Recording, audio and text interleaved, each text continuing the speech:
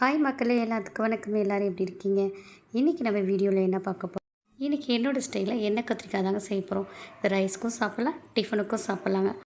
இந்த பச்சை கத்திரிக்காயோட டேஸ்ட்டு அல்டிமேட்டாக இருக்குங்க. இது கிடச்சா கண்டிப்பாக வாங்கி செஞ்சு பாருங்களேன் இந்த கத்திரிக்காயில்.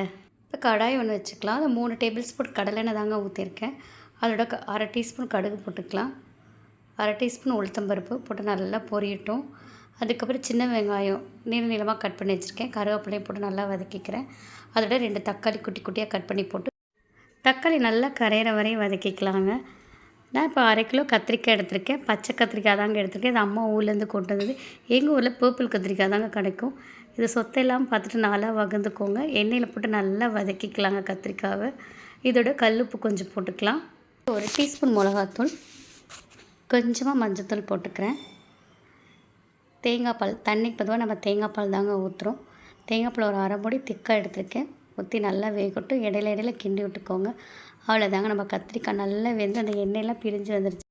அவ்வளோதாங்க, நம்ம கத்திரிக்காய் ரெடி ஆகிடுச்சு. இதோட டேஸ்ட்டு அப்படி இருக்குங்க. எல்லாருக்கும் இந்த வீடியோ பிடிச்சிருந்தா மறக்காமல் பாப்பீஸ் கிச்சனுக்கு லைக் பண்ணுங்கள், ஷேர் பண்ணுங்கள், கமெண்ட் பண்ணுங்கள். அப்புறம் மறக்காமல் சப்ஸ்கிரைப் பண்ணிடுங்க. பாய் பாய்.